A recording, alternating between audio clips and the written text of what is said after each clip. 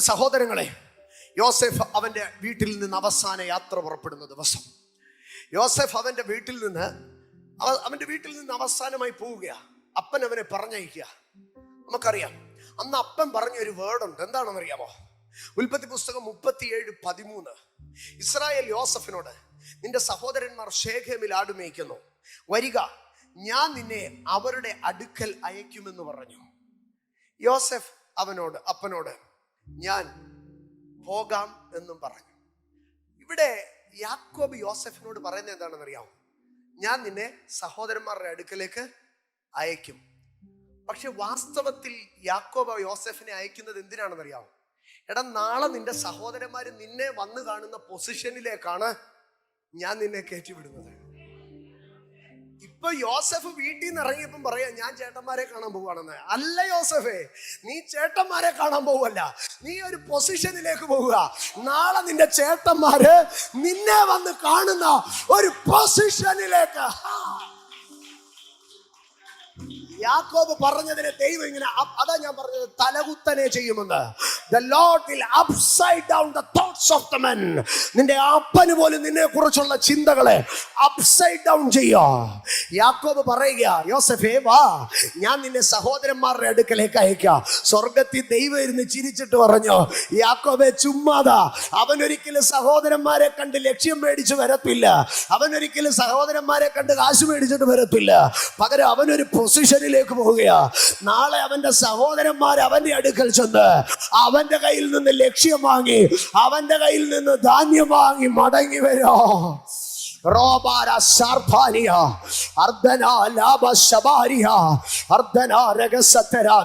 തീർന്നില്ല. അപ്പൻ ഏതായാലും യോസഫിനെ ചേട്ടന്മാരുടെ അടുക്കൽ അയക്കുമ്പോ യോസഫിനെ അന്നൊരു ഡ്യൂട്ടി കൊടുത്ത് അയച്ചത്, ഈ അപ്പം എല്ലാം നീ എന്ത് ചെയ്യണം, ഈ ഫുഡ് മുഴുവൻ നീ ചേട്ടന്മാർക്ക് കൊണ്ട് കൊടുക്കണം. അന്ന് അപ്പൻ കൈവച്ച് കൊടുത്തതാ. നിന്റെ ചേട്ടന്മാർക്ക് ഇനിയും തുടങ്ങി ഫുഡ് കൊടുക്കുന്നത് നീ ആയിരിക്കും. അന്ന് അപ്പന്റെ കയ്യിൽ നിന്ന് ഫുഡ് മേടിച്ച് ആദ്യം ചേട്ടന്മാർക്ക് കൊണ്ട് കൊടുത്തു. പിന്നീട് സിംഹാസനത്തിൽ ഇരുന്ന് ധാന്യം മുഴുവനും എടുത്ത് ചാക്കിനകത്ത് നിറച്ച് കൊണ്ടുവന്ന കാശ് തിരിച്ചു വെക്കുമ്പോ യോസഫ് ഒരു കാര്യം പറഞ്ഞു, എന്റെ അപ്പൻ എന്നെ അയച്ചത് ചേട്ടന്മാർക്ക് അപ്പം കൊടുക്കാനാ, സഹോദരന്മാർക്ക് അപ്പം കൊടുക്കാനാ. എന്റെ മേളിലുള്ള നിയോഗം അതാണെങ്കിൽ അതങ്ങനെ തന്നെ സംഭവിക്കാം.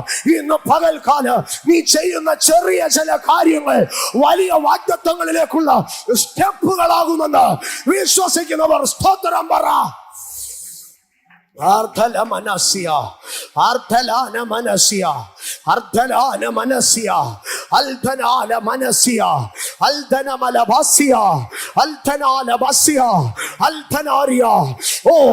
ഇതിനകത്ത് എതിരായി നിൽക്കുന്ന ചില സാഹചര്യങ്ങൾ തന്റെ ജനത്തിന് വേണ്ടി ദൈവം ന്യൂട്രലൈസ് ചെയ്യുകയല്ല, ഫേവർ ആക്കുകയാണ്. The adverse condition is going to be the most favorable situation.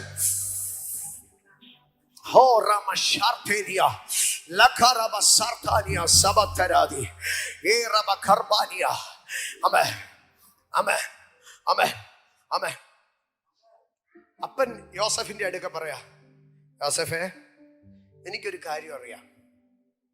എൻ്റെ മക്കള് ശേഖേമിൽ പോയിരിക്കുക. ഞാൻ നിന്നെ അവരുടെ അടുക്കൽ അയക്കും. യാക്കോബ് യോസഫിനെ എവിടെ വരെ അയച്ചത്? ചേട്ടന്മാരുടെ അടുക്കൽ വരെ. പക്ഷെ യാത്ര പുറപ്പെടുമ്പോൾ സ്വർഗം യാക്കോബിനെ നോക്കി ഒരു ചിരി ചിരിച്ചിട്ട് പറഞ്ഞു, നിന്നെ കണ്ട് വിട്ട ചേട്ടന്മാരുടെ അടുത്ത് വരെ വിടാൻ പറ്റും, പക്ഷെ ഞാൻ അവനെ അങ്ങ് കൊണ്ടുപോവാ കേട്ടോ.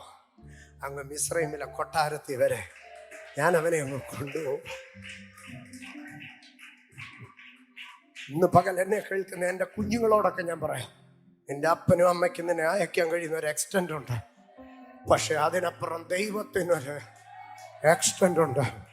യാക്കോബ് പറഞ്ഞു, യോസഫേ, I will send you to your brethren. നിന്റെ ചേട്ടന്മാരുടെ അടുക്കലേക്ക് ഞാൻ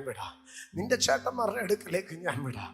പക്ഷെ ദൈവം അപ്പുറത്ത് നിന്ന് പറഞ്ഞു, ഞാൻ അവനെ ചേട്ടന്മാരുടെ അവിടെ കൊണ്ട് ഒതുക്കത്തില്ല, ഞാൻ അതിൻ്റെ അപ്പുറത്തേക്ക് അവനെ കൊണ്ടുപോകും. ജീസസ്. യാക്കോബിന് ഇവിടം വരെ അറിയത്തുള്ളായിരുന്നു, ശേഖം വരെ അറിയത്തുള്ളൂ.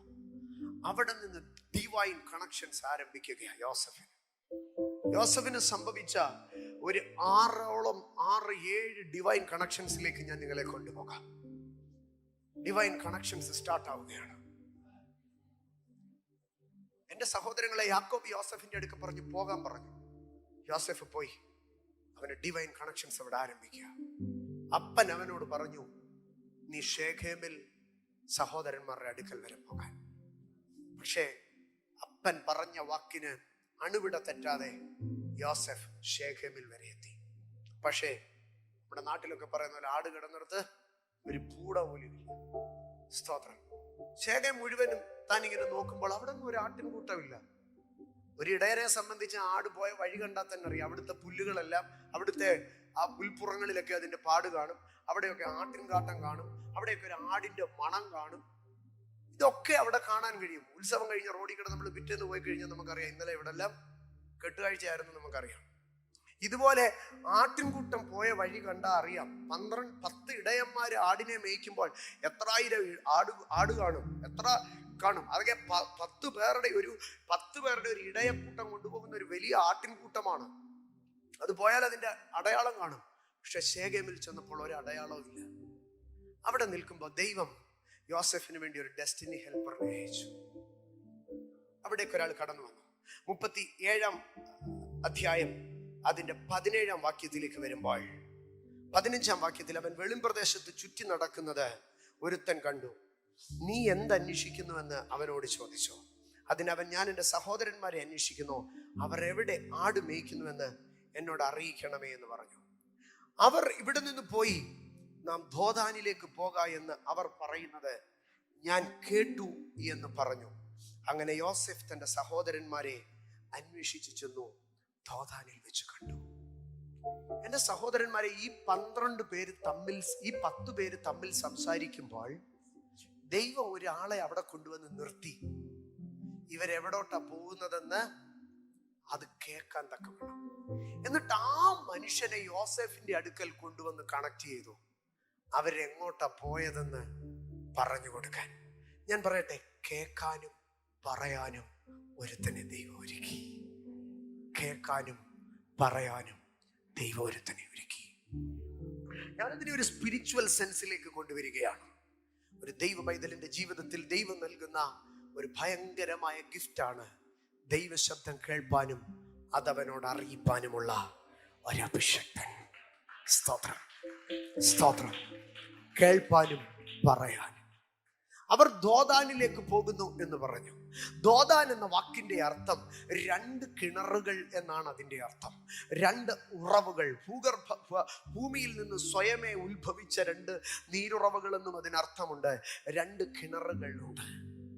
അവിടെ യോസഫിന്റെ അടുക്കൽ പറയുക, അവർ 2 കിണറുകളുള്ള ആ സ്ഥലത്തേക്ക് പോയി എന്ന് പറഞ്ഞു. വാസ്തവത്തിൽ യോസഫിനെ ആ മനുഷ്യനെ എങ്ങോട്ട് വിടുകയായിരുന്നു?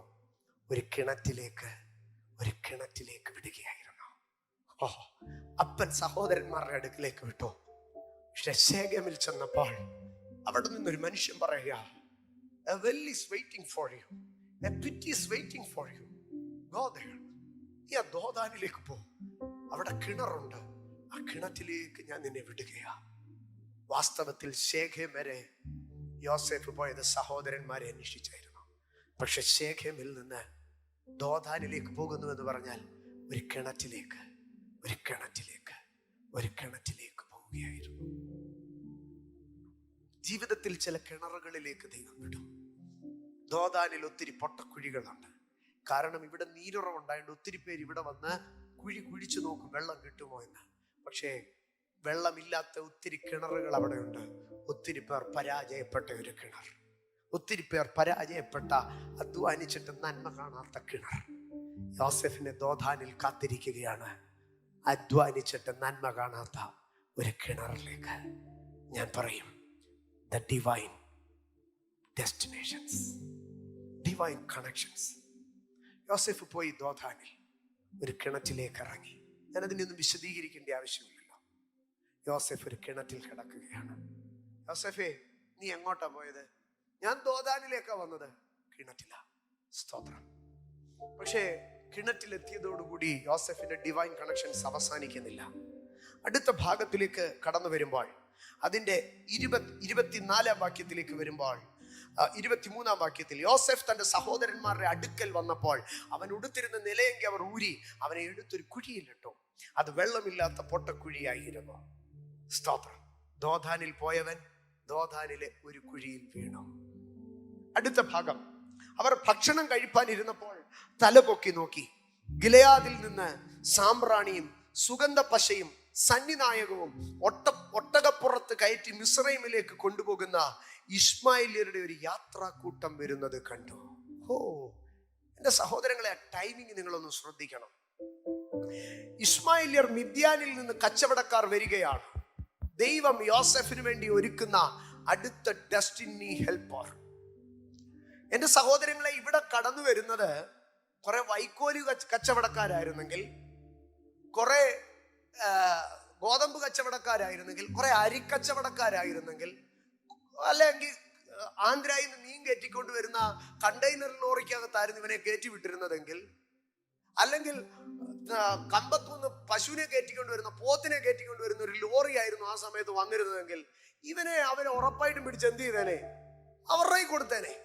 പക്ഷേ യോസെഫിന് എവിടെയാണോ കൊണ്ടെത്തിക്കേണ്ടത് അതിന് തക്കവണ്ണമുള്ള മർച്ചൻസിനെയാണ് ദൈവം കൊണ്ടുവരുന്നത്. ഇപ്പോൾ വരുന്ന മർച്ചൻസ് ആരാണെന്നറിയാമോ? സന്നിധായകവും കുന്തിരിക്കവും മൂരും സുഗന്ധവർഗങ്ങൾ വിൽക്കുന്ന നല്ല പെർഫ്യൂം മർച്ചൻസിനെ ഇവര് അവിടോട്ട് പോയി ചാളവത്തെ എന്ന് വിളിക്കുന്ന ലോക്കൽ മാർക്കറ്റിൽ കച്ചവടം ചെയ്യുന്നവരല്ല. അവരവിടുത്തെ ഹയർ ഒഫീഷ്യൽസിന്റെ അടുക്കൽ, അവരവിടുത്തെ ഉന്നതന്മാരുടെ അടുക്കൽ കച്ചവടത്തിന് പോകുന്നവരാണ്. യോസഫിനെ കച്ചവടം ചെയ്യാൻ നിർത്തുമ്പോൾ യോസഫിനെ മീൻചന്തക്കാർ മീൻചന്തയിൽ കൊണ്ടുപോയി നിർത്തത്തില്ല, മറവുശാലയിൽ കൊണ്ടുപോയി നിർത്തത്തില്ല. കാരണം അവിടെ വെച്ച് അവനെ വില പറഞ്ഞ് വിറ്റാൽ അവനെ ഏതെങ്കിലും പന്നിയെ മേയ്ക്കാനോ, അവനെ ഏതെങ്കിലും ആടിനെ മേയ്ക്കാനോ, അവനെ ഏതെങ്കിലും കോഴി ഫാമിനെ കൊണ്ട് നിർത്തത്തുള്ളൂ. യോസഫിനെ കൊണ്ടുപോയി ഒരു ആട്ടിടയന്മാരുടെ കൂട്ടത്തിൽ അങ്ങനെ കാണാം ഒരു അടിമച്ചന്തയിലായിരുന്നു വിറ്റതെങ്കിൽ യോസഫ് അവരുടെ അടുക്ക പറഞ്ഞേനെ, ഞാൻ നന്നായി, ഞങ്ങളുടെ വീട്ടിൽ ഒത്തിരി ആടുമാടുകളൊക്കെ ഉണ്ട്, അതുകൊണ്ട് ഞാൻ ആടിനെ നോക്കാൻ നിൽക്കാം എന്ന് പറഞ്ഞ് യോസഫിനെ അവിടുത്തെ നല്ലൊരു ആട്ടിടയന്റെ നല്ലൊരു കൃഷിക്കാരന്റെ വീട്ടിലാക്കിയനെ. പക്ഷേ യോസഫിനെ വിൽക്കാൻ ഒരുത്തൻ വരണമെങ്കിൽ അത് ദൈവം നിർണയിക്കുന്നവനായിരിക്കുക. സന്ധിനായകവും സുഗന്ധ പശയുമായിട്ട് ഒരു കൂട്ടർ ഇശ്മായേല്യർ അവിടെ നിന്ന് കടന്നു വരുമ്പോൾ യോസഫിന് വേണ്ടി ദൈവം കരുതുന്ന കരുതലുകൾ അറിഞ്ഞാട്ട്, എന്റെ സഹോദരങ്ങളെ, നിന്റെ ജ്യേഷ്ഠന്മാർ നിന്നെ വിലക്ക് വിൽക്കുമ്പോൾ, നിന്റെ ജ്യേഷ്ഠന്മാർ നിന്നെ തള്ളിക്കളയുമ്പോൾ, നിന്റെ ഉറ്റ സഹോദരങ്ങൾ നിന്നെ വലിച്ചെറിയുമ്പോൾ നിന്നെ കരുതാൻ തക്കവേണ്ട ഒരു ലോക്കൽ മാർക്കറ്റിൽ ദൈവം നിന്നെ വിട്ടുകൊടുക്കത്തില്ല. അവിടെ നിന്ന് യോസഫിന്റെ ഓരോ ഡിവൈൻ പോയിന്റുകളിലോ ഡിവൈൻ ഡെസ്റ്റിനേഷൻ മറഞ്ഞിരിപ്പുണ്ട്. യോസഫേ, നീ പൊട്ടക്കുഴിയിൽ നിന്ന് വലിച്ചു കയറ്റപ്പെടുമ്പോൾ നിന്നെ മിദ്യാന്യ കച്ചവടക്കാരിൽ ഏറ്റവും കോസ്റ്റ്ലി സാധനങ്ങൾ വിൽക്കുന്ന ഏറ്റവും ഉന്നതന്മാരായ കച്ചവടക്കാരുമായി യോസഫിന്റെ ഡീൽ ഉറപ്പിക്കുമ്പോൾ ദൈവത്തിന്റെ പദ്ധതികൾ അവിടെ നിറവേറ്റപ്പെടുകയായിരുന്നു. ഇന്ന് പകൽ വിശ്വസിക്കുക, നിന്നെ സംബന്ധിച്ച് ശത്രു ഡീൽ ഉറപ്പിക്കുക, പക്ഷെ അതും ദൈവത്തിന്റെ പദ്ധതി പ്രകാരം. യോസഫിന് വേണ്ടി ഡീൽ ഉറപ്പിക്കുമ്പോ ഇവരറിഞ്ഞില്ല ഇത് ദൈവത്തിന്റെ ഡീലിംഗ് ആണെന്ന്. ഇന്ന് പകൽ തിരിച്ചറിഞ്ഞോട്ട് നിന്നെ ലോക്കൽ മാർക്കറ്റിൽ കൊണ്ട് നിർത്താൻ ദൈവം അനുവദിക്കത്തില്ല. അടിമക്കച്ചവടക്കാർക്ക് വിറ്റെന്നൊന്നും പറയരുത് കേട്ടോ. പകരം ആർക്കാ വിറ്റതെന്നറിയാമോ? സുഗന്ധ പശയ സന്ധിനായകവും വിൽക്കുന്ന ഏറ്റവും ഹൈ ലെവലിലുള്ള മിസ്രൈമിൽ ചെന്നാൽ അവിടെ നല്ല പണക്കാർ കാണോ, അവർക്ക് കൊണ്ടുപോയി വിൽക്കാൻ വേണ്ടി നല്ല കൂടിയ അത്തറ, നല്ല കൂടിയ ഓയിലുമായിട്ട് കടന്നു പോകുന്ന, രാജഗ്രഹങ്ങളിൽ പുകയ്ക്കാനുള്ള കുന്തിരവുമായിട്ട് കടന്നു പോകുന്നവരുമായി യോസഫിനെ കണക്ട് ചെയ്തുവെങ്കിൽ ഇന്ന് പകൽക്കാലം ദൈവം നിനക്ക് തരുന്ന കണക്ഷൻ നിന്റെ ഡെസ്റ്റിനിയെ കുറിച്ച് ഉദ്ദേശിച്ചുള്ളതായിരിക്കും. എന്റെ സഹോദരങ്ങളെ, അങ്ങനെ കൊണ്ടുപോയി കണ്ടോ. അവർ ഭക്ഷണം കഴിപ്പാനിരുന്നപ്പോൾ തല ഉയർത്തി നോക്കിയപ്പോൾ സ്തോത്ര, ഒട്ടകപ്പുറത്ത് മിസ്രൈമിലേക്ക് കൊണ്ടുപോകുന്ന ഇശ്മായേല്യരുടെ ഒരു കൂട്ടം. ഞാനതിനെ ഇങ്ങനെ സിമ്പിളായിട്ട് പറയും, ഗൾഫിൽ നിന്നൊക്കെ പോകുന്ന അറബി കച്ചവടക്കാർ ഒട്ടകപ്പുറത്ത് കയറ്റി ഇങ്ങനെ പോവുകയാ. ഏറ്റവും നല്ല കച്ചവടത്തിന് വേണ്ടി പോകുന്നവർ.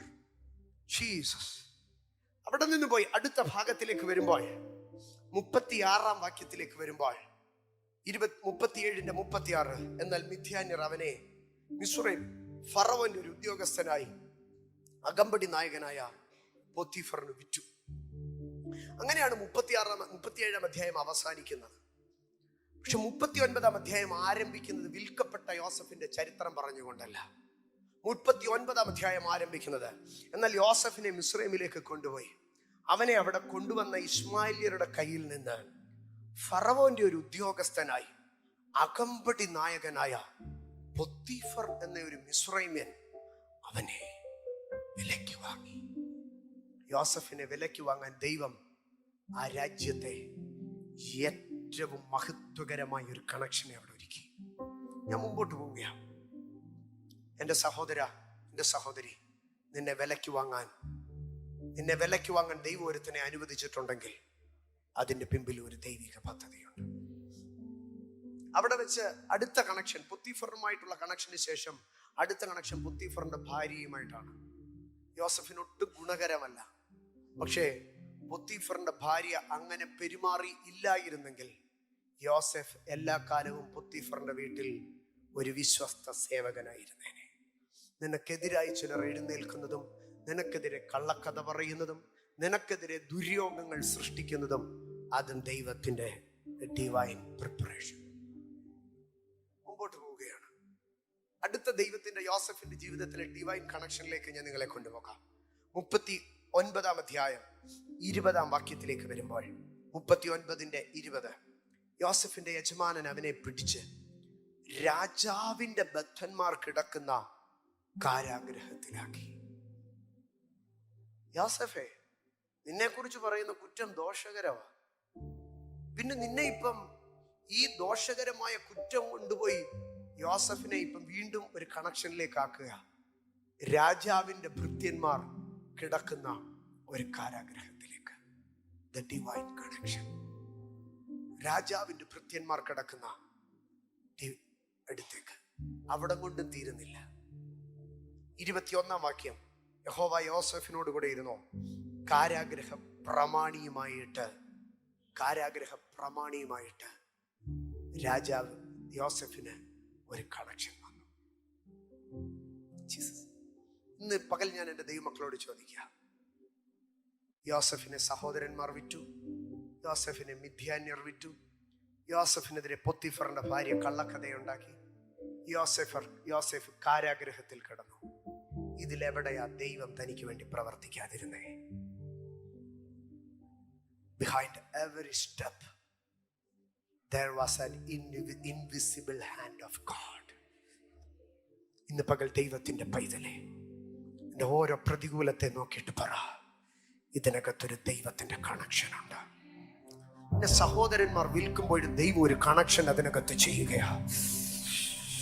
നിന്നെ അടിമച്ചന്തയിൽ വില പറയുമ്പോഴും ദൈവം അതിനകത്തൊരു കണക്ഷൻ ചെയ്യുകയാ. നിന്നെ കള്ളക്കഥ പറഞ്ഞ് കാരാഗ്രഹത്തിൽ അടയ്ക്കുമ്പോൾ അതിനകത്തും ദൈവത്തിന്റെ ഒരു കണക്ഷൻ ഉണ്ട്. ആ കാരാഗ്രഹത്തിൽ ഉള്ളവൻ നിന്നെ മറന്നു പോകുമ്പോൾ അതിനകത്തും ദൈവത്തിന്റെ ഒരു ടൈമിംഗ് ഉണ്ട്.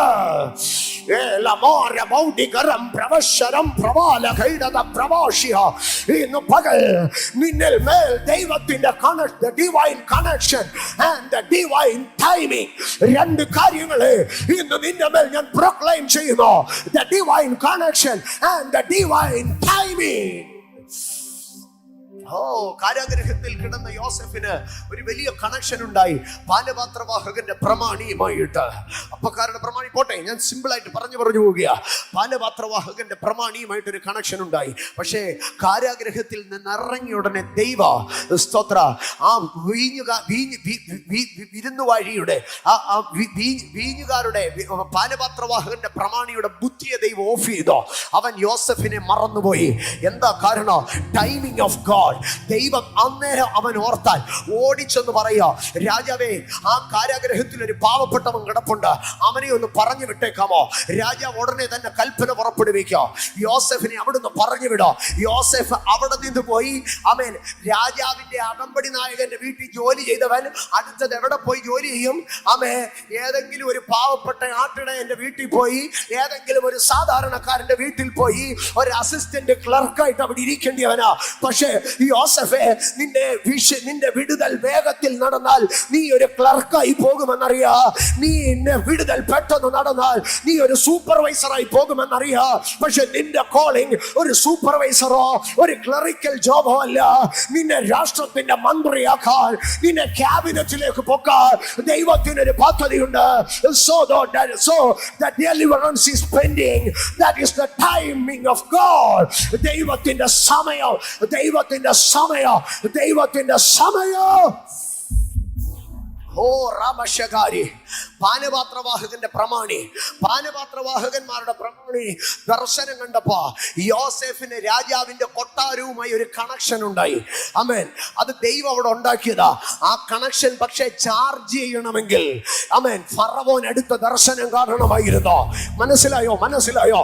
പാനപാത്രവാഹകന്റെ പ്രമാണി ദർശനം കണ്ടപ്പോൾ ദൈവം ഫറവോന്റെ കൊട്ടാരത്തിലേക്ക് യോസേഫിന് ഒരു ലൈൻ വലിച്ചോ, ഒരു കണക്ഷൻ വലിച്ചോ. പക്ഷെ ആ കണക്ഷൻ ചാർജ് ചെയ്യണമെങ്കിൽ ഫറവോന് ഒരു ദർശനം കാണണമായിരുന്നു.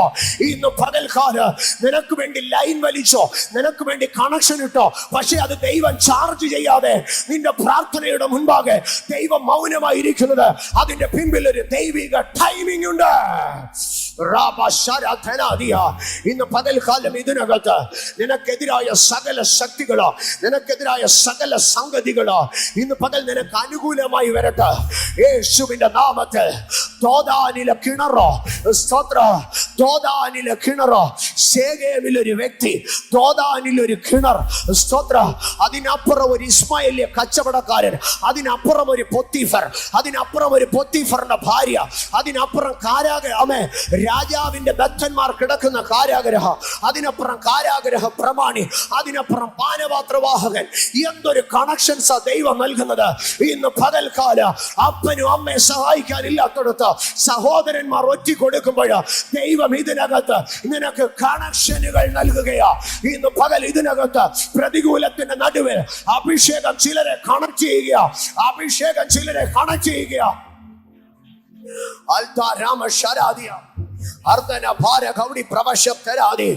ഇന്ന് പകൽ സ്വർഗം ഇതിനകത്ത് ഡിവൈൻ കണക്ഷനുകളെ നൽകുകയാ. കപ്പൽ ഓടാത്ത കടലിൽ ചെങ്ങാട ഓടിക്കുന്നവനായ എന്റെ ദൈവ, കപ്പല് പൊളിയുന്ന കടലിൽ ചെങ്ങാട ഓടിക്കുന്നവനായ എന്റെ ദൈവ, ഇന്ന് പകൽ ഇതിനകത്ത് അസാധാരണമായത് ദൈവം ചെയ്യുമെന്ന് വിശ്വസിക്കുക.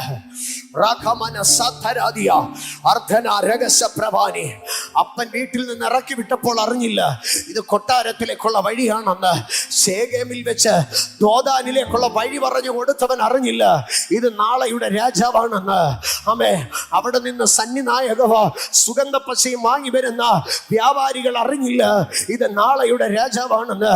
അവിടെ നിന്ന് പൊത്തിഫർ തന്റെ വീട്ടിലെ കാര്യങ്ങൾ ഏൽപ്പിക്കുമ്പോൾ അറിഞ്ഞില്ല ഇത് നാളെയുടെ രാജാവാണെന്ന്. കള്ളക്കഥ പറയുന്ന പൊത്തിഫറിന്റെ ഭാര്യ അറിഞ്ഞില്ല ആമേ ഇത് നാളെയുടെ രാജാവാണെന്ന്. കാരാഗ്രഹത്തിന്റെ രാജാവിന്റെ ഭൃത്യന്മാർ കിടക്കുന്ന കാരാഗ്രഹ വാതിൽ തുറന്നപ്പോൾ അവരറിഞ്ഞില്ല ഇത് രാജകൊട്ടാരത്തിലേക്കുള്ള വാതിലാണെന്ന്. അതിനകത്ത് കിടന്ന പാനപാത്രവാഹകന്റെ പ്രമാണി അറിഞ്ഞില്ല എന്റെ ദർശന ഇവന്റെ ഡെസ്റ്റിനി ഹെൽപ്പിംഗ് ആണെന്ന്. ഇന്ന് പകൽക്കാലം പരിശുദ്ധാത്മാവ് നിന്റെ പ്രതികൂലത്തിന്റെ സാഹചര്യങ്ങളിൽ, നിന്റെ വെല്ലുവിളികളുടെ മേഖലകളിൽ പരിശുദ്ധാത്മാവ് ചില വാതിലുകളെ തുറക്കുകയാ. അത് കാരാഗ്രഹത്തിന്റെ വാതിലല്ല, അത് കൊട്ടാരത്തിന്റെ വാതിലാ. അത് ഇസ്മായേലിയ കച്ചവടക്കാരുടെ ലാഭമല്ല, അതിനകത്തൊരു ദൈവിക പദ്ധതിയാ.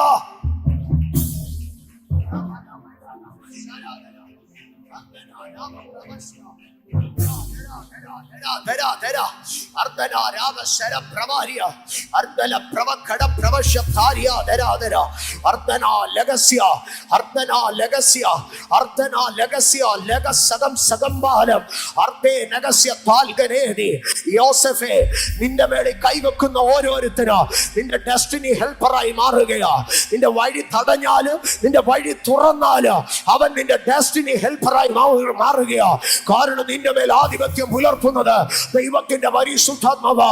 കാരണം നിന്റെ മേൽ ചലിക്കുന്നത് ദൈവത്തിന്റെ നിയോഗമാ. ഇന്ന് പകൽക്കാല് നിന്നെ മറന്നു കളയുന്ന പാനപാത്രവാഹകനായിരുന്നാല്, നിന്നെ കള്ളക്കേസിൽ പിടിക്കുന്ന പൊത്തീഫറായിരുന്നാല്, നിന്നെ വഞ്ചിക്കുന്ന അവന്റെ ഭാര്യയായിരുന്നാല്, നിന്നെ തള്ളി പറയുന്ന സ്നേഹിത സഹോദരന്മാരായിരുന്നാല്, നിന്നെ പറഞ്ഞയച്ച അപ്പനായിരുന്നാല്, അവരുടെ ചിന്താമണ്ഡലങ്ങൾക്കപ്പുറം ദൈവിക പദ്ധതികളുടെ പൂർത്തീകരണത്തിൽ വിശ്വസിക്കുക. Holy Spirit, പരിശുദ്ധാത്മാവിന്റെ ഡെസ്റ്റിനി ഹെൽപ്പിംഗ് ഡിവൈൻ കണക്ഷനുകൾ ഇതിനകത്ത് സംഭവിക്കണം. ഡിവൈൻ കണക്ഷനുകൾ. ഞാൻ വേഗത്തിൽ മുമ്പോട്ട് പോകട്ടെ. ഹോളി സ്പിരിറ്റ്, സ്തോത്രം, സ്തോത്രം. എല്ലായ്പ്പോഴും ദൈവം കഷ്ടതകളിൽ കൂടെ മാത്രമല്ല ഡിവൈൻ കണക്ഷൻസ് തരുന്നത്. നീ മീറ്റിങ്ങിന് ഈ ഉപവാസ പ്രാർത്ഥനകളിൽ ദൈവം അത് തുറക്കണം. ചിലപ്പോൾ നമ്മുടെ കഷ്ടതകളായിരിക്കും നമ്മളെ ഡിവൈൻ കണക്ഷൻസിലേക്ക് കൊണ്ടുപോകുന്നത്. റോമയിലെ പ്രധാനപ്പെട്ടവരുമായി ദൈവം അപ്പോസ്തലന്മാരെ കണക്ട് ചെയ്തിട്ടുണ്ട്. അതിൽ പ്രധാനമായി കണക്ട് ആയ 2 പേർ പൗലോസും പത്രോസുമാണ്. പത്രോസിനെ ദൈവം റോമയിലെ വലിയ ആൾക്കാരുമായി കണക്ട് ചെയ്തു. അതുപോലെ പൗലോസിനെയും വലിയ ആൾക്കാരുമായി കണക്ട് ചെയ്തു. പക്ഷെ കണക്ട് ചെയ്യുന്നത് 2 സിസ്റ്റത്തിലായിരുന്നു. പൗലോസിനെ ദൈവം എങ്ങനെയാണ് കണക്ട് ചെയ്തതെന്ന് നാം ശ്രദ്ധിച്ചാൽ, പൗലോസിനെ ദൈവം കണക്ട് ചെയ്തത് അപ്പോസ്തല പ്രവൃത്തികളുടെ പുസ്തകം 16-ാം അധ്യായത്തിലേക്ക് വരുമ്പോൾ കോൽ കൊണ്ട് അടിച്ച് പട്ടണത്തിന്റെ തെരുവീതികളിൽ കൂടെ വലിച്ചഴിച്ച് രാത്രിയിൽ കൊണ്ടുവന്ന് കാരാഗ്രഹത്തിനകത്തിട്ട് പൂട്ടി. അന്നത്തെ പ്രസംഗം പൗലോസ് പ്രസംഗിച്ചിട്ട് ശീലാസ് പ്രസംഗിച്ചിട്ട് ആരേലും മാനസാന്തരപ്പെട്ടോ? ഒരു മനുഷ്യനും മാനസാന്തരപ്പെട്ടില്ല. എല്ലാവരും കൂടെ അടിച്ചു പൊളിച്ച് ജയിലിൽ കൊണ്ട് പൂട്ടി. പക്ഷെ അന്നത്തെ ശുശ്രൂഷ മുഴുവൻ അടിനാശം വെള്ളപ്പൊക്കത്തിൽ തീർന്നിട്ടും ഈ മനുഷ്യൻ രാത്രി ഇരുന്ന് എന്ത് ചെയ്യുക? പ്രാർത്ഥിക്കുക. ഈ ദിവസങ്ങളിലൊക്കെ ഞാൻ ആവർത്തിച്ച് പറയുന്ന ഒരു കാര്യമുണ്ട്. നിന്റെ നിരാശകളിൽ പിശാച് പ്രവർത്തിക്കും, നിന്റെ പ്രത്യാശയിൽ ദൈവം പ്രവർത്തിക്കും. നിന്റെ നിരാശകളിൽ സാത്താൻ കയറി ചൊറിയും, പക്ഷെ നിന്റെ പ്രത്യാശയ്ക്കകത്ത് ദൈവം വൻ കാര്യങ്ങളെ ചെയ്യും. സ്തോത്രം. ഞാൻ മുമ്പോട്ട് പോകട്ടെ. അപ്പോ പൗലോസ് അന്ന് രാത്രി പൗലോസും ശീലാസും പ്രാർത്ഥിച്ച് അർദ്ധരാത്രിയിൽ പ്രാർത്ഥിച്ചു പാടി സ്തുതിക്കുമ്പോൾ അതിന്റെ കാരാഗ്രഹങ്ങൾ തുറക്കുന്നു. ഇതെല്ലാം നമുക്കറിയാം. അതിന്റെ 27-ാം വാക്യത്തിലേക്ക് വരുമ്പോൾ 27-ാം വാക്യം, കാരാഗ്രഹ പ്രമാണി ഉറക്കുണർന്ന് കാരാഗ്രഹത്തിന്റെ വാതിലുകൾ തുറന്നിരിക്കുന്നത് കണ്ടിട്ട് ചങ്ങലക്കാർ ഓടിപ്പോയി കളഞ്ഞു എന്ന് ഊഹിച്ച് വാളൂരി തന്നെത്താൻ കൊല്ലുവാൻ ഭാഗിച്ചു. അപ്പോൾ പൗലോസ്, നിനക്കൊരു ദോഷവും ചെയ്യരുത്, ഞങ്ങളെല്ലാവരും ഇവിടെ ഉണ്ടല്ലോ എന്ന് ഉറക്കെ വിളിച്ചു പറഞ്ഞു. അവൻ വെളിച്ചം ചോദിച്ചുകൊണ്ട് അകത്തേക്ക് ചാടി വിറച്ചുകൊണ്ട് പൗലോസിന്റെയും ശീലാസിന്റെയും മുമ്പിൽ വീണു. അവരെ പുറത്തു കൊണ്ടുവന്ന്, യജമാനന്മാരെ, രക്ഷ പ്രാപിപ്പാൻ ഞാൻ എന്തു ചെയ്യണമെന്ന് ചോദിച്ചു. കർത്താവായ യേശുവിൽ വിശ്വസിക്കാം, എന്നാൽ നീ നിന്റെ കുടുംബം രക്ഷ പ്രാപിക്കും. റോമിലെ ഒരു ജയിലറിന് മാനസാന്തരപ്പെടണമെങ്കിൽ ആ ജയിലറിന് ദൈവം അർദ്ധരാത്രിയിൽ ഒരു സ്വപ്നമല്ല കൊടുത്തത്, അർദ്ധരാത്രിയിൽ ഒരു ദർശനമല്ല കൊടുത്തത്. അർദ്ധരാത്രിയിൽ താൻ ഇൻചാർജ് ആയിരിക്കുന്ന കാരാഗ്രഹത്തിലേക്ക് 2 അപ്പോസ്തലന്മാരെ കൊണ്ടുവന്ന് അവരെ കൊണ്ട് അതിനകത്തൊരു ശുശ്രൂഷ ചെയ്യിപ്പിച്ചാണ് ദൈവം പൗലോസിനെ എന്ത് ചെയ്തത്? റോമിലെ ജയിലറുമായി കണക്ട് ആയത്. ഞാനതിൽ ഒന്നാമത് പറയട്ടെ, നമ്മളിൽ ചില കണക്ഷനുകൾ കടന്നു വരാൻ ചില തടവറകളിലേക്ക്, ചില കാരാഗ്രഹങ്ങളിലേക്ക് നമ്മൾ പോകേണ്ടി വരും. ഇന്ന് പകൽ തിരിച്ചറിഞ്ഞാട്ടെ, ഇന്ന് എന്നെ കേൾക്കുന്ന എൻ്റെ പൊന്നു സഹോദരങ്ങളെ, ജീവിതത്തിൽ ഒരു ജയിൽ തുറക്കപ്പെടുമ്പോൾ, ജീവിതത്തിൽ ഒരു കാരാഗ്രഹം ഓപ്പൺ ആകുമ്പോൾ, ജീവിതത്തിൽ നിങ്ങളുടെ കൈകാലുകൾ ആമത്തിലും ചങ്ങലകളിലും ബന്ധിക്കപ്പെടുമ്പോൾ, അതിന്റെ പിമ്പിൽ ഒരു ദൈവിക പദ്ധതിയുണ്ട്, അതിന്റെ പിമ്പിൽ ഒരു ദൈവിക മർമ്മമുണ്ട്. You're going to be connected with the heavenly realm. ഈ സ്വർഗത്തിന്റെ ഉന്നത മണ്ഡലവുമായി അവിടെ കണക്ട് ചെയ്ത് നീ ആ കാരാഗ്രഹ പ്രമാണി കാരാഗ്രഹത്തിൽ ജയിലർ ഇതുവരെ തടവുപുള്ളികളുടെ മുമ്പിൽ മുട്ടുകുത്തി വീഴുന്നത് കണ്ടിട്ടുണ്ടോ? നോ. ആ ജയിലറിനെ നിന്റെ മുമ്പിൽ മുട്ടുകുത്തിക്കാൻ നീ സഭയ്ക്കകത്ത് നിന്ന് എത്ര പ്രസംഗിച്ചാലും ചിലപ്പോൾ നടക്കത്തില്ല. നീ എത്ര സ്റ്റേജുകളിൽ നിന്ന് അലറിക്കൂവിയാലും നടക്കത്തില്ല. ചില കാരാഗ്രഹ തുല്യമായ അവസ്ഥകളിൽ നീ ഇരുന്ന് പ്രാർത്ഥിച്ച് പാടി സ്തുതിക്കേണ്ടി വരും. ജീസസ്. അഭിഷക്തരെ, നമ്മുടെ ജീവിതത്തിൽ ചില കാരാഗ്രഹത്തിന്റെ രാത്രിവേളകൾ കടന്നു വരുന്നത്, ചില കാരാഗ്രഹത്തിന്റെ വേദനകൾ കടന്നു വരുന്നത് തിരിച്ചറിയണം. അതിനകത്ത് ദൈവം ചില ഉന്നത കണക്ഷനുകൾക്ക് വേണ്ടിയാണ്. പൗലോസിന്റെ പല കണക്ഷനുകളും ഇങ്ങനെയായിരുന്നു. എടുത്തപ്പോഴേ അദ്ദേഹത്തെ തെരഞ്ഞെടുത്തപ്പോഴേ പറഞ്ഞു, രാജാക്കന്മാരുടെ മുമ്പാകെ ഞാൻ അവനെ എന്റെ നാമം വഹിക്കാൻ തെരഞ്ഞെടുത്തു. പക്ഷെ ഒരു രാജാവിന്റെയും കൊട്ടാരത്തിൽ പോയി ഉണ്ടു ഉറങ്ങിയും അവിടെ കിടന്ന് കഥ പറഞ്ഞല്ല, ഓരോ വിസ്താര സഭകളിലാണ് ഓരോ രാജാവിനെയും താൻ കണ്ടുമുട്ടിയത്. മാൾട്ടയിലെ ദ്വീപ് പ്രമാണിയെയും ദ്വീപുകാരെ മുഴുവനും താൻ മാനസാന്തരപ്പെടുത്തി. അവിടെ ചെന്ന് അത്ഭുതങ്ങൾ ചെയ്തു. പക്ഷെ അതിലേക്ക് പോകാൻ തനിക്ക് എന്തു വേണമായിരുന്നു? ഒരു ഈശാനമൂലനും ഒരു കപ്പൽ തകർച്ചയും ഒരു നീന്തി തുടിച്ച അനുഭവങ്ങളും 14 ദിവസങ്ങളിലെ ഇരുട്ടും തനിക്ക് വേണമായിരുന്നു. ഇന്ന് പകൽ തിരിച്ചറിഞ്ഞാട്ടെ, ചില ഫോർട്ട്നൈറ്റുകൾ നീണ്ടു നിൽക്കുന്ന, ചില ആഴ്ചകൾ നീണ്ടു നിൽക്കുന്ന ഇരുട്ടുകൾ, സൂര്യനെയും നക്ഷത്രങ്ങളെയും കാണാത്ത ഇരുട്ടുകൾ, ചില ദ്വീപുകളിലേക്ക് ദൈവം എന്നെ കണക്ട് ചെയ്യുന്നതാ. എന്റെ കപ്പൽ തകർന്നാലേ മാൾട്ടയിൽ എനിക്കൊരു ഒരു ഒരു ഒരു ഒരു ഒരു ഒരു ഒരു ടച്ച് എനിക്ക് ചെയ്യാൻ കഴിയത്തുള്ളൂ. വഴികൾ അടഞ്ഞാലേ എനിക്ക് മാൾട്ടയിൽ ഒരു ആക്സസ് കിട്ടത്തുള്ളൂ. ഇന്ന് പകൽക്കാലം സൂര്യനെ നക്ഷത്രങ്ങളെ കാണാതിരിക്കുമ്പോൾ നിന്റെ ഹൃദയം പെടക്കരുത്. ഈശാനമൂലൻ അടിക്കുമ്പോൾ നിന്റെ മനസ്സ് പതറരുത്. ഇത് ദൈവത്തിന്റെ ഡിവൈൻ കണക്ഷൻസിനകത്തുള്ള ഒരു സമയം. ഇത് ഒരു ഭാഗം. പക്ഷെ പത്രോസിനെ ദൈവം കണക്ട് ചെയ്തത് അങ്ങനെയല്ല. പത്രോസിനെ കാരാഗ്രഹത്തിൽ ഈശാനമൂലനിലും ഒന്നുമല്ല ദൈവം കണക്ട് ചെയ്തത്. പകരം പത്രോസ് യാത്ര ചെയ്ത് വന്നു. ഉച്ചയ്ക്ക് വിശക്കുന്ന സമയത്ത് എല്ലാവരും കൂടെ ഫുഡ് കുക്ക് ചെയ്യാൻ കയറിയപ്പോൾ ഇദ്ദേഹം വെൺമാടത്തിൽ കയറി പ്രാർത്ഥിച്ചുകൊണ്ടിരുന്നപ്പോൾ ദർശനതലം തുറന്നു. സ്വർഗത്തിൽ നിന്നൊരു തുപ്പട്ടി ഇറങ്ങി വരുന്നു. അതിനകത്തുള്ളതിനെ അറുത്ത് തിന്നുവാൻ പറയുന്നു. തിന്നാൻ പറ്റത്തില്ല കർത്താവേ എന്ന് പറയുന്നു. നോ, നീ അത് കഴിക്കണം, ഞാൻ വിശുദ്ധീകരിക്കുന്നു എന്ന് പറയുന്നു. ദർശനം കണ്ട് എഴുന്നേറ്റ് എന്താകുന്നു ഈ ദർശനം എന്നിങ്ങനെ ചിന്തിച്ചു കൊണ്ടിരിക്കുമ്പോൾ സ്തോത്രം.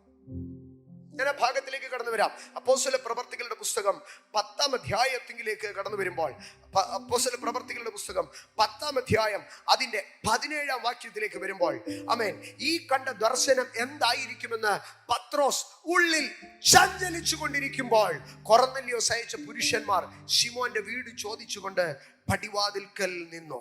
പത്രോസ് എന്ന് മറുപേരുള്ള ശിമോൻ ഇവിടെ പാർക്കുന്നുണ്ടോ എന്ന് വിളിച്ചു ചോദിച്ചു. എന്റെ സഹോദരങ്ങളെ, നിങ്ങൾ ആ ദൈവത്തിന്റെ കണക്ഷനെ നോക്കി. ദൈവം ഒരു ദർശനം കാണിച്ചു. ആ ദർശനത്തെ കുറിച്ച് ഇദ്ദേഹം ആലോചിച്ചു കൊണ്ടിരിക്കുമ്പോൾ വീടിന്റെ വെളിയിൽ ഒരു ശബ്ദം കേൾക്കുക. പത്രോസ് ഈ വീട്ടിൽ താമസിക്കുന്നുണ്ടോ? അങ്ങനെ എഴുതിയിരിക്കുന്നത്. വിളിച്ചു ചോദിച്ചു എന്ന. നിന്റെ ദർശന തലം തുറക്കുമ്പോൾ ദൈവത്തിന്റെ ബന്ധങ്ങൾ അവിടെ ഉണ്ടാക്കും. കഷ്ടതയിൽ മാത്രമല്ല ബന്ധങ്ങൾ ഉണ്ടാകുന്നത്, ദർശന തലത്തിനകത്താണ്.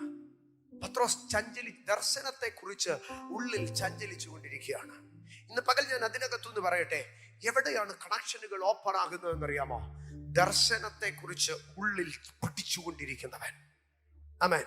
ഇന്നലെ രാത്രി കണ്ട ദർശനം എത്ര പേരുടെ മനസ്സിനെ പിടിച്ചൊലച്ചിട്ടുണ്ട്? ഇന്നലകളിൽ കണ്ട ദർശനം എത്ര പേരുടെ മനസ്സിനെ ബാധിക്കുന്നുണ്ട്?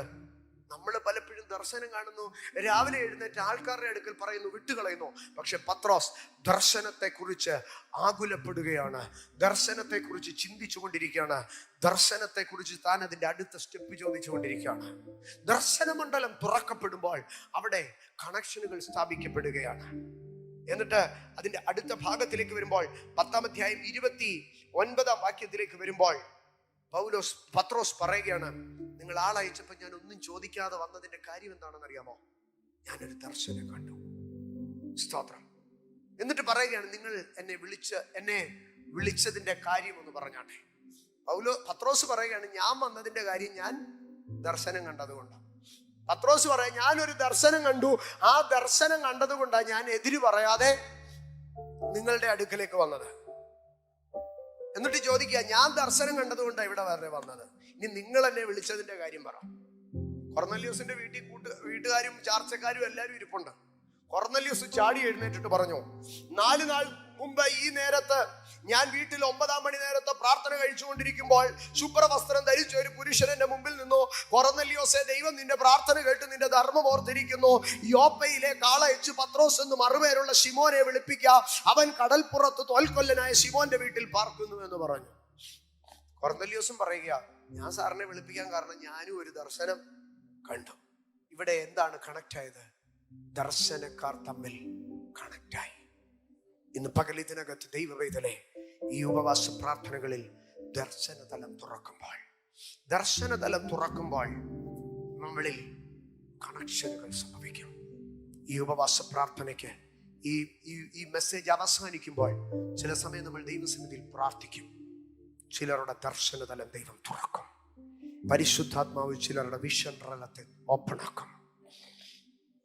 ഞാൻ ഒരു ഭാഗം കൂടെ പറഞ്ഞിട്ട് അതിലേക്ക് കടന്നു വരാം. ദൈവം നമ്മൾക്ക് കണക്ഷനുകളെ നൽകുകയാണ്. അത് ദൈവത്തിന്റെ വിശ്വസ്തതയാണ്. ജീവിതത്തിൽ ദൈവം നമുക്ക് കണക്ഷനുകൾ നൽകുവാൻ തക്കവണ്ണം നാം ചെയ്യേണ്ടതായ ഒരു ഭാഗമുണ്ട്. എവിടെയാണ് ദൈവം നമ്മൾക്ക് കണക്ഷനുകൾ നൽകുന്നത്? ഈ ഉപവാസ പ്രാർത്ഥനകളിൽ ഡിവൈൻ കണക്ഷനുകൾ വരും. പക്ഷേ അതിന് തക്കവണ്ണം ഒരു റീസണിലേക്ക്, അതിന് തക്കവണ്ണമുള്ള ഒരു പ്രിപ്പറേഷൻ നമുക്കുണ്ടാകണം. മോശയുടെ ജീവിതത്തിൽ ഒരു കണക്ഷൻ ഉണ്ടായി, ഭയങ്കരമായ ഒരു കണക്ഷൻ. അത് എപ്പോഴാണ് ഉണ്ടായതെന്നറിയാം? പുറപ്പാട് പുസ്തകത്തിലേക്ക് നാം കടന്നു വരുമ്പോൾ 2-ാം അധ്യായം അതിന്റെ 17-ാം വാക്യത്തിലേക്ക് വരുമ്പോൾ, 2-ാം അധ്യായം 17-ാം വാക്യം, എന്നാൽ ഇടയന്മാർ വന്നവരെ ആട്ടിക്കളഞ്ഞു. അപ്പോൾ മോശ എഴുന്നേറ്റു, അവരെ സഹായിച്ചു, അവരുടെ ആടുകളെ കുടിപ്പിച്ചു. അവർ തങ്ങളുടെ അപ്പനായ റെഗുവേലിന്റെ അടുക്കൽ വന്നപ്പോൾ, നിങ്ങൾ ഇത്ര വേഗം വന്നത് എങ്ങനെയെന്ന് ചോദിച്ചു. നമുക്ക് ആ ഭാഗം അറിയാം. മോശ ഫറവോന്റെ കൊട്ടാരത്തിൽ നിന്ന് പുറത്തായി. മിസ്രൈമിൽ നിൽക്കാൻ കഴിയാത്ത സാഹചര്യമായി. മോശ ഓടി ഒരിടത്ത് വന്നു, ഒരു കിണറിന്റെ കരയിൽ ഇരിക്കുകയാണ്. അവിടെ ഒരു ഫാമിലിയുമായി അദ്ദേഹം കണക്ട് ആവുകയാണ്. ആ ഫാമിലി തന്റെ ലൈഫിലെ ഭയങ്കര ഇൻഫ്ലുവൻസിങ് ഫാമിലി ആയിരുന്നു. ആ വീട്ടിലെ പെൺകുട്ടി പിന്നീട് തന്റെ കുട്ടികളുടെ മാതാവായി തീർന്നു. ആ വീട്ടിലെ അപ്പൻ തനിക്ക് ദീർഘവർഷങ്ങൾ ഒരു സങ്കേതമായി തീർന്നു. ആ വീട്ടിലെ ആടുകളെ മേയിച്ചുകൊണ്ടിരുന്നപ്പോഴാണ് തനിക്ക് ദൈവത്തിന്റെ എൻകൗണ്ടർ ഉണ്ടായത്.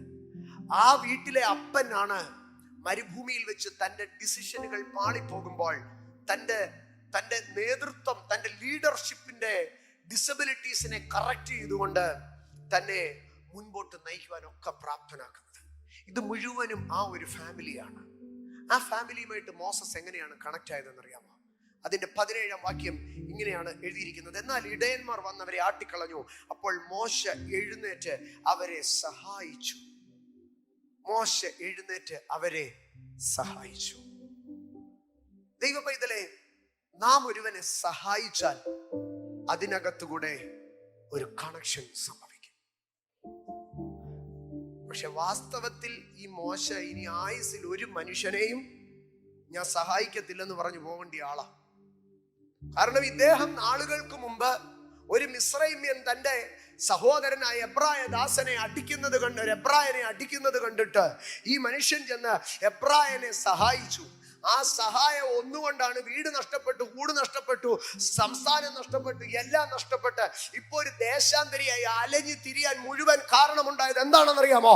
ഒരു മനുഷ്യനെ സഹായിച്ചത് കൊണ്ടാണ്.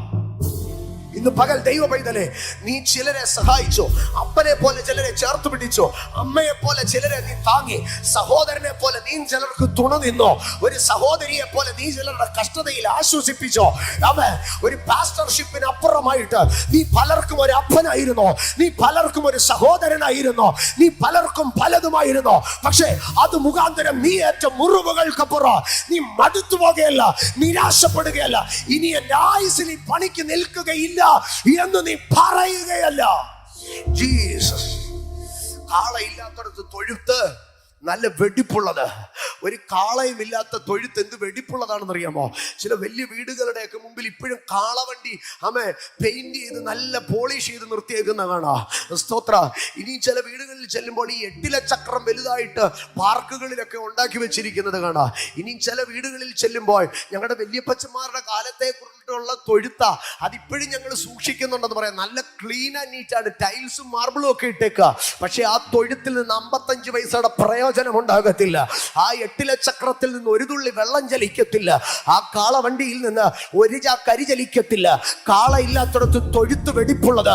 പക്ഷേ നിന്റെ തൊഴുത്ത് മലിനമായാല് കാളയുണ്ടെങ്കിൽ, സഹായിപ്പാനുള്ള മനസ്സുണ്ടെങ്കിൽ, നിന്റെ ശുശ്രൂഷയെ നീ മുറുകെ പിടിച്ചാൽ, ശുശ്രൂഷ നിനക്ക് ആക്ഷേപം വരുത്തിയേക്കാം, നീ ദൂത് പറഞ്ഞത് ആക്ഷേപം വരുത്തിയേക്കാം, നീ പ്രാർത്ഥിച്ചത് ആക്ഷേപം വരുത്തിയേക്കാം, നീ ചിലരുടെ വീട്ടിൽ പോയി ഇടിവിൽ നിന്നത് ആക്ഷേപം വരുത്തിയേക്കാം. പക്ഷെ ദൈവത്തിന്റെ പൈതല്, ദൈവത്തിന്റെ അഭിഷക്തരെ, ഞാൻ പറയട്ടെ, കാളയില്ലാത്ത തൊഴുത്ത് വെടിപ്പുള്ളതാ. ശുശ്രൂഷ ഇല്ലാതെ, വെളിപ്പാടില്ലാതെ, കൃപാവരമില്ലാതെ, അഭിഷേകമില്ലാതെ, അപ്പോളജറ്റിക്സും പറഞ്ഞ് ചുമ്മാതെ ഉറങ്ങി തൂങ്ങി ശുശ്രൂഷ ചെയ്താൽ നിന്റെ തൊഴുത്ത് വെടിപ്പുള്ളതാ. പക്ഷെ ഒരു 55 പൈസയുടെ പ്രയോജനം ഉണ്ടാകത്തില്ല. കൃപാവരങ്ങളുടെ ശുശ്രൂഷയ്ക്കകത്ത്, അഭിഷേകത്തിന്റെ ശുശ്രൂഷയ്ക്കകത്ത്, വെളിപ്പാടിന്റെ ശുശ്രൂഷയ്ക്കകത്ത് ഊരി വാരി പിടിച്ച് തല്ലിയെന്നിരിക്കുക, ആക്ഷേപിച്ച് കണ്ടം ചെയ്തെന്നിരിക്കുക. യെസ്, കാള ഉള്ള തൊഴുത്തിൽ അതിനേറ്റ പ്രശ്നം ഉണ്ടാകുക, വെളിപ്പാടുള്ള തൊഴുത്തിൽ അതിനേറ്റ പോരാട്ടം ഉണ്ടാകുക. യെസ്, പക്ഷേ അതിനകത്തുകൂടെ ഒരു ആദായം ദൈവരാജ്യത്തിനുണ്ട്.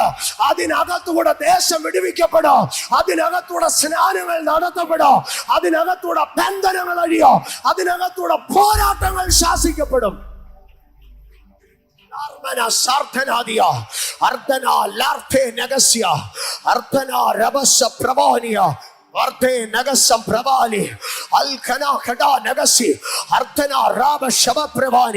ഇന്ന് പകൽക്കാല നീ ചിലരെ സഹായിച്ച് കൈവൊള്ളിയവനാ, നീ ചിലടത്ത് ശുശ്രൂഷിച്ച് കൈവൊള്ളിയവനാ. പക്ഷേ ഇന്ന് പകൽ നിന്റെ സഹായങ്ങൾക്കകത്തു നിന്ന് തന്നെ ദൈവം ചില കണക്ഷനുകളെ, ദൈവം ചില ബന്ധങ്ങളെ അത് സ്ഥാപിച്ചെടുക്കുകയാ. മോശ എഴുന്നേറ്റോ, അവരെ സഹായിച്ചോ. മോശ എഴുന്നേറ്റ് അവരെ സഹായിച്ചോ. നീ മടുത്തു പോകരുത് നിന്റെ ശുശ്രൂഷയിൽ, നീ മടുത്തു പോകരുത് നിന്റെ സഹായത്തിൽ. നീ എഴുന്നേറ്റ് സഹായിക്ക. നിന്റെ ഡെസ്റ്റിനി ഹെൽപ്പേഴ്സ് അവിടെ മറഞ്ഞിരിപ്പുണ്ട്. അർദ്ധന രാശബേ റാൽതോനിയ അർദ്ധലം പ്രവശ്യ രഖദിയ അർദ്ധന രഗസ പ്രവാലിയ അർദ്ധന ലഗസ് രാഗാദരാദിയ രേദാ നഗസ്യ പ്രവാലിയ അർദ്ധന രവസ്യ പ്രവാലിയ അർദ്ധലം ഭൗഡി രഗസ്യാര അർദ്ധന രഹസ്യ പ്രവാലിയ അർദ്ധനേരി കാല പ്രവശ്യ പ്രവാലി അർദ്ധലാര ഹസ്യത്തരാദി അർദ്ധലോ രമസാരിയ അർദ്ധനേ രഹസ്യാധര. ഇന്ന് പകൽക്കാല ഇതിനകത്ത് ദൈവിക ബന്ധങ്ങൾ സ്ഥാപിക്കപ്പെടാം. Holy spirit. സിക്ലാഗിനകത്ത് വെച്ച് ദാവീദ് കരയുകയാ. സിക്ലാഗിനകത്ത് വെച്ച് ദാവീദ് കരയുക, എല്ലാം പിടിച്ചോണ്ടുപോയി. കരഞ്ഞു കിടക്കുന്ന ദാവീദിനെ കല്ലെറിയാൻ ആളുകൂടി. ആരാ കല്ലെറിയാൻ നിന്നതെന്നറിയാമോ? കൂടെ നിന്നവരാ കല്ലെറിയാൻ നിന്നത്. അവിടെ നിന്ന് ദാവീദ് യാത്ര പുറപ്പെട്ട് ബസ്രോൻ തോട്ടിങ്കൽ എത്തുമ്പോൾ കുറെ പേര് പറഞ്ഞു, ഞങ്ങൾ മടുത്തു പാസ്റ്ററെ, ഞങ്ങൾ മടുത്തു സാറേ. കൂടെ നിന്നവൻ കല്ലെറിയുന്ന കാലമുണ്ടായി, കൂടെ നിന്നവർ മടുത്ത കാലമുണ്ടായി. എന്നിട്ടും ദാവീദ് മുമ്പോട്ട് പോയി. ഞാനാന്നേ ചോദിച്ചേനെ, കർത്താവേ ഇവനെയൊക്കെ സഹായിച്ചിട്ട് കുറെ എണ്ണം കല്ലെറിഞ്ഞു, കുറെ എണ്ണം മടുത്തിട്ടിട്ട് പോയി. ഇനി ആ ആയുസിൽ ഒരുത്തിന് 50 പൈസയുടെ സഹായം ഞാൻ ചെയ്തില്ല, സ്വന്തം കാര്യം നോക്കി മര്യാദയ്ക്ക് ജീവിച്ച ഈ കുഴപ്പമൊന്നുമില്ലല്ലോ കർത്താവേ. ഞാനാണ് ചോദിച്ചേനെ. പക്ഷെ ദാവീദ് ചോദിച്ചില്ല. കൂടെ നിന്നോ കല്ലെറിഞ്ഞിട്ടും തോട് കടക്കാൻ നേരെ ക്ഷീണിച്ചെന്ന് പറഞ്ഞ് 400 പേര് പിന്മാറിപ്പോയിട്ടും ഈ മനുഷ്യൻ മുമ്പോട്ട് പോയപ്പം വേറൊരുത്തനെ കണ്ടു. അവന്റെ കുലം നോക്കിയാലും അവന്റെ തൊഴിൽ നോക്കിയാലും ആയുസിൽ അവനെ സഹായിക്കാൻ കൊള്ളത്തില്ല. ഇത്രയും നാള് സഹായിച്ചതൊക്കെ കൂടുള്ളവരാ, ഇസ്രായേലിന് യഹൂദരും അങ്ങനെയൊക്കെ ഉള്ളവരാ. അവരാ ഇപ്പം ഇത്രയും വലിയ മണി തന്നത്. ഇപ്പൊ മുമ്പിൽ ഒരുത്തൻ കിടക്കുക. അവന്റെ അടുക്കൽ ചെന്ന് ചോദിച്ചു, നീ ആരാ? ചാവാറായി കിടക്കുക, നീ ആരാ? അവൻ പറഞ്ഞു, സ്തോത്രം, ഞാന് ഒരു മിസ്രൈമ്യന, പിന്നെ ഞാനിപ്പോൾ ഒരു അമാലേക്കിന്റെ ഭൃത്യന. കുടുംബം കൊണ്ട് മിസ്രൈമ്യൻ, തൊഴിലുകൊണ്ട് അമാല്യക്കൻ. ഞാനതേ പറഞ്ഞേടാ, കുടുംബം കൊണ്ടും കൊലം കൊണ്ടും ഒക്കെ യഹൂദന്മാരായിട്ട് പോലും കൈവച്ചാ പിന്നെ തിരിച്ച് 108 പണിയാടാ കിട്ടുന്നേ. അതുകൊണ്ട് ഇനി മിസ്രൈമിനെ അമാല്യക്കനെയും കൂടെ പൊക്കിയിട്ട് നീ അവിടെ കാണാൻ കിടന്നുച്ചാ. പക്ഷെ ദാവീദ് പറഞ്ഞു, നോ നോ നോ, ഇത്രയും നാള് ഞാൻ എല്ലാരെയും സഹായിച്ചത് പണിയാ മേടിച്ചത്. എത്ര പണി മേടിച്ചാലും I will do his work. I will minister more. എത്ര ആക്ഷേപിച്ചാലും ഞാൻ പ്രവചിക്കും. എത്ര ആക്ഷേപിച്ചാലും ഞാൻ അന്യഭാഷ പറയും. എത്ര അപവാദം പറഞ്ഞാലും ഞാൻ മീറ്റിംഗ് നടത്തും. എത്ര വൃത്തികേട് പറഞ്ഞാലും ഞാൻ പിന്നെ ലൈവ് പോകും. അത് എന്റെ മേളിൽ കിടക്കുന്ന അഭിഷേകമാണ്. അവനെ ഇങ്ങ് കൊണ്ടുപോവാ. ഉണക്ക മുന്തിരിക്കൊല എടുത്ത് കൊടുത്തു, വെള്ളം കൊടുത്തു. അവൻ ഉയിര് വീണു. ദാവീദിന്റെ അടുക്ക ചോദിക്കുക, ദാവീദ് ചോദിക്കുക, നീ എനിക്ക് ആ പരീക്ഷയുടെ അടുക്ക വഴി കാണിച്ചു തരാം. ആ മനുഷ്യൻ പറഞ്ഞു, എനിക്ക് ഒരൊറ്റ കാര്യം മതി, നിന്റെ ദാസനായിട്ട് ഞാൻ ഇരിക്കുക. എനിക്ക് ഒരൊറ്റ കാര്യം മതി, നീ എന്നെ കൊന്നു കളയാതിരുന്നാൽ മാത്രം മതി. കാശ് വേണമെന്ന് പറഞ്ഞോ, പൊസിഷൻ വേണമെന്ന് പറഞ്ഞോ, ഒന്നും പറഞ്ഞു, നീ എന്നെ കൊല്ലാതിരുന്നാൽ മതി. ഞാനിനി ആ മനുഷ്യന്റെ ഭാഗത്തിലൊന്നും വേണ്ട. അവൻ നല്ല മിടുക്കനായിരുന്നു കേട്ടോ. മിസ്രൈമ്യനായിരുന്നു ഇവൻ. ഇവനെ ജോലിക്കെടുത്തത് മിസ്രൈംകാരനല്ല, അമാല്യക്കനാണ്. ഇന്ത്യക്കാരൻ ഒരുത്തനെ അമേരിക്കക്കാരൻ ജോലിക്കെടുക്കണമെങ്കിൽ അവൻ കൊച്ചുപുള്ളിയാണോ? അവൻ മിടുക്കനായിരുന്നു. അവൻ ബൈലിംഗ്വൽ കപ്പാസിറ്റി, പല ഭാഷകൾ അവൻ അറിയായിരുന്നു. അല്ലെങ്കിൽ മിസ്രൈമ്യൻ അമാല്യക്കിന്റെ വൃത്തിനായിട്ട് ജോലി ചെയ്യും. അവന് ലാംഗ്വേജ് അറിയാമായിരുന്നു, അവന് പഠിത്തം ഉണ്ടായിരുന്നു, അവന് കപ്പാസിറ്റി ഉണ്ടായിരുന്നു. ഇതൊക്കെ ഉണ്ടായിരുന്നിട്ടും അവന് വയ്യാതെ വന്നപ്പോഴത്തേക്ക് വെള്ളം കൊടുക്കാതെ അവനെ കളഞ്ഞിട്ട് പോയി. പക്ഷേ ഞാനതിന് ഇങ്ങനെ പറയും, അവന് വയ്യാന്ന് പറഞ്ഞപ്പോഴത്തേക്ക് പ്രൈവറ്റ് കമ്പനിക്കാരൻ അവനെ അങ്ങ് ടെർമിനേറ്റ് ചെയ്തു. പക്ഷേ ടെർമിനേറ്റ് ചെയ്ത് ചാകാൻ കിടക്കുന്നിടത്ത് ഒരാൾ വന്നു. അതാരായിരുന്നെന്നറിയാമോ? ദ അതോറിറ്റി, രാജാവ് എന്ന് പറഞ്ഞ പ്രൈവറ്റ് കമ്പനിയിലെ ജോലി പോയപ്പോ അവൻ അടുത്തത് ജോലി കിട്ടി. പാലസിനകത്ത്, രാജാവിനകത്ത്, കൊട്ടാരത്തിനകത്ത് ജോലി കിട്ടി. That is the divine connection. നിനക്ക് വയ്യാതെ വന്നതും അവൻ നിന്നെ കളഞ്ഞിട്ട് പോയതും നിന്റെ നന്മയ്ക്കാ. എങ്കിലേ നീ ആ പാലസുമായിട്ട് കണക്ട് ആകത്തുള്ളൂ. ഞാൻ മടങ്ങി വന്ന വിഷയത്തിലേക്ക് മടങ്ങി വരട്ടെ. ദൈവത്തിന്റെ ഡിവൈൻ കണക്ഷൻസ് ഇതിനകത്ത് സംഭവിക്കുക. ബൈബിളുകളെ അടച്ചാട്ടെ. ചില സമയം നമ്മൾ സ്പിരിറ്റിലേക്ക്, ആത്മതലത്തിലേക്ക് കയറി പ്രാർത്ഥിക്കാം.